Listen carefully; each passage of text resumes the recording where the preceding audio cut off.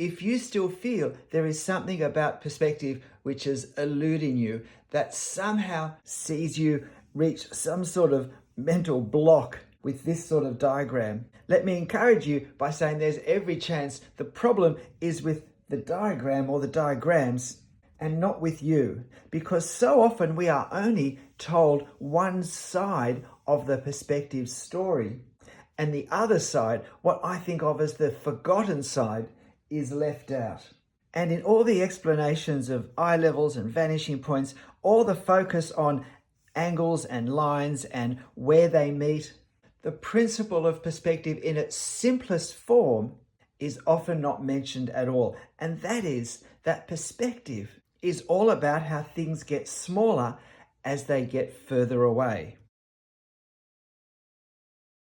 And intuitively, we understand that, all things being equal, we would easily perceive this box as further away than that box. But it's also true of the individual box, because when we have very large boxes, such as a building, and the building is sloping away from us, when we're closer to one section, say this corner, than another section, say this corner, the corner that's closer is larger, because as the building moves away from us, it becomes smaller. It becomes smaller, and here we can see that this distance here is significantly smaller than this distance here. And because the two ends are not the same size, the joining lines have to slope at an angle.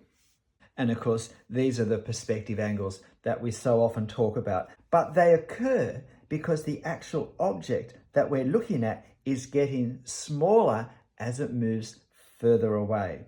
And I like to explain it this way because I think it makes clearer that we're only being told half the story.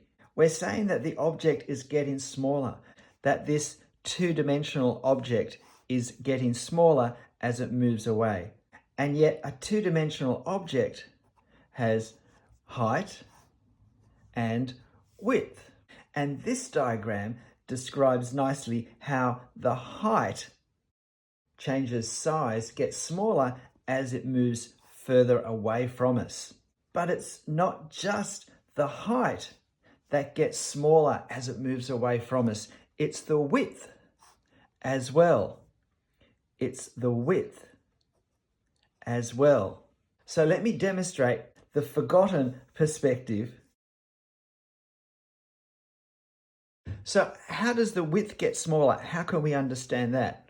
Well, it's handy to go back to seeing our box shape at the same distance all over so that there's no distortion, nothing's getting smaller. And if we want to find the center of a box, then we do our diagonals and that gives us the center line and we get two equal lines. So if I do that here, what I find is that the center line is much further along. It's not halfway. And that's because as the building moves further away from us, or whatever the object is, as it moves further away from us, it doesn't just get smaller on its height, but it gets smaller on its width.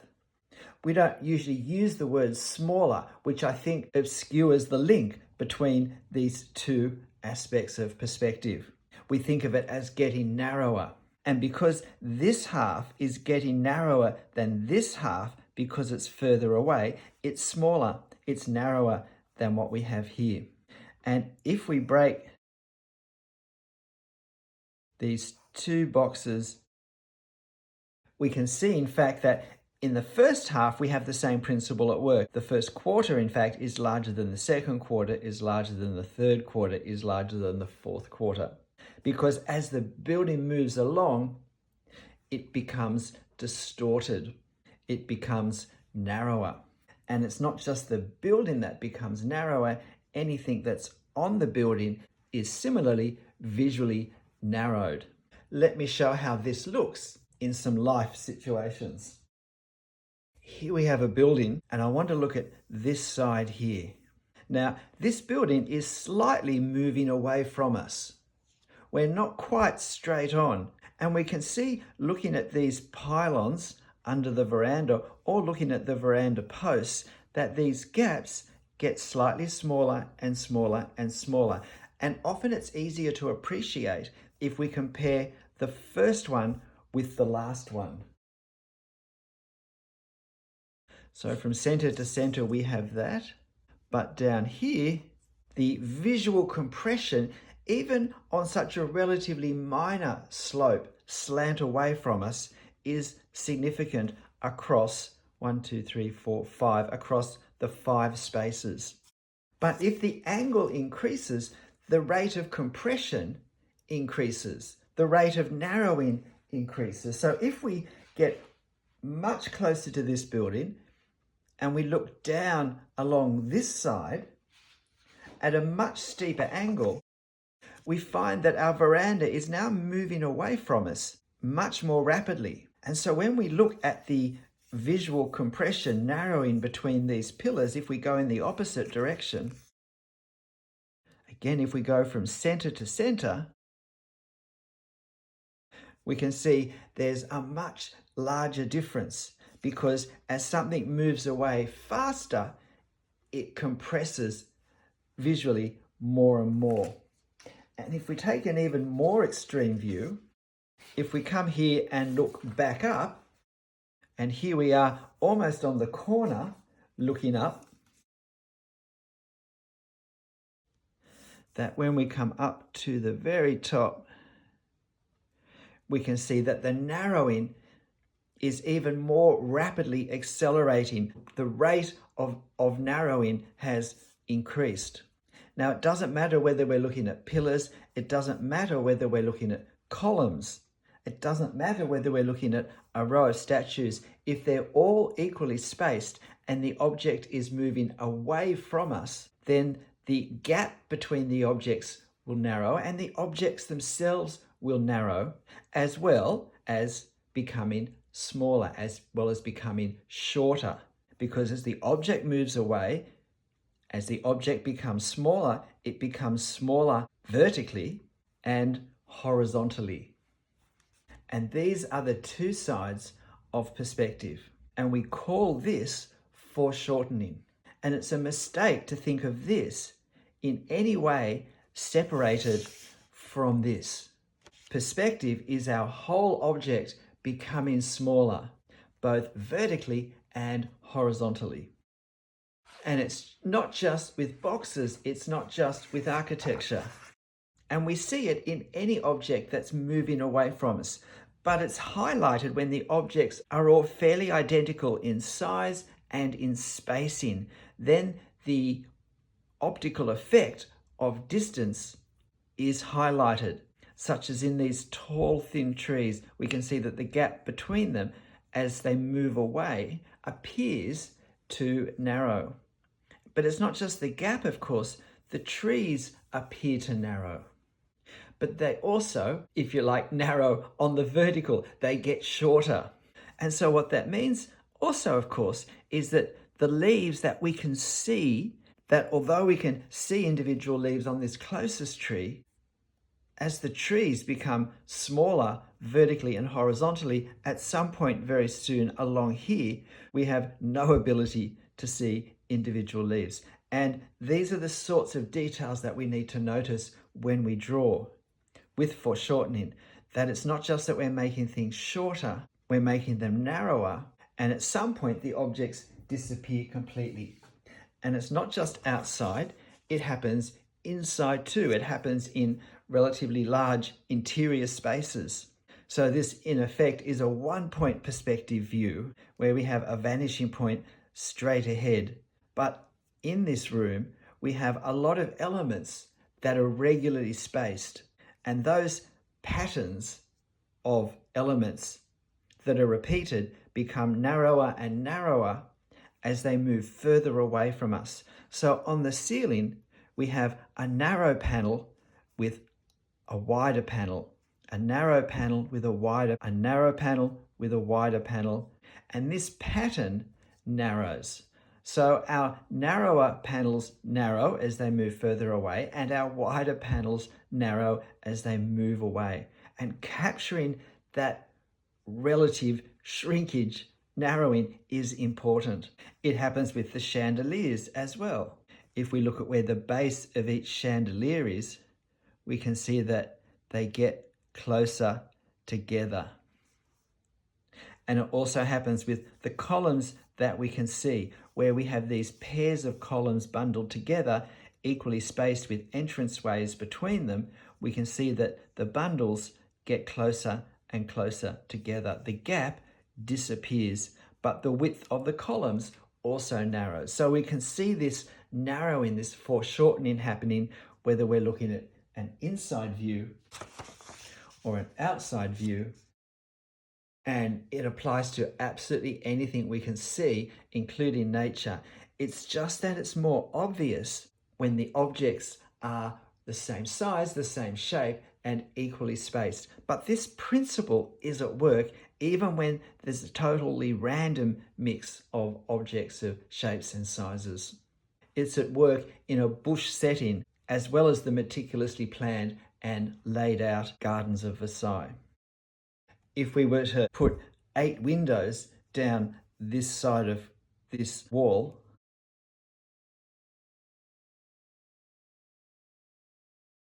that it's important that we narrow not just the windows, but the gaps between the windows. And not allowing for this adequately is a really common mistake that I see, particularly in drawing architecture. And we know that we get it wrong when the proportions of the windows or whatever we're looking at changes.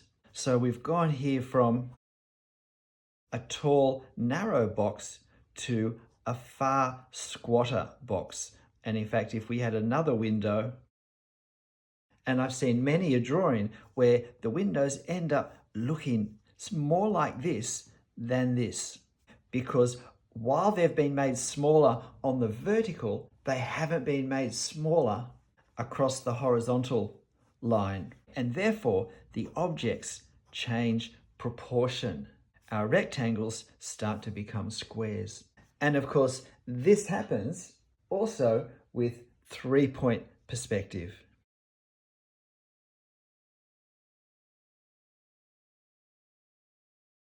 So here we have our 3-point perspective box. How does foreshortening happen when we have 3 perspective points? Well, let's do the same thing we did on our simpler box, and we'll just find the diagonals.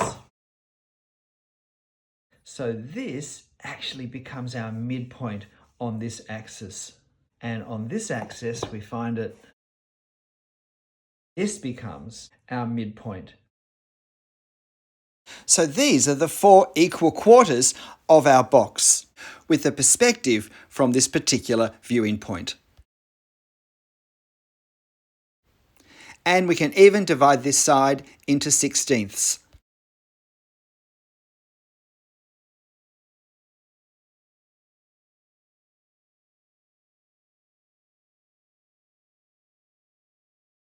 So this is the pattern of visual compression, of narrowing of height and width in a 3-point perspective situation. Exactly how quickly things narrow and become shorter depends on the size of what we're looking at, how close we are to it, where eye level is, and so forth.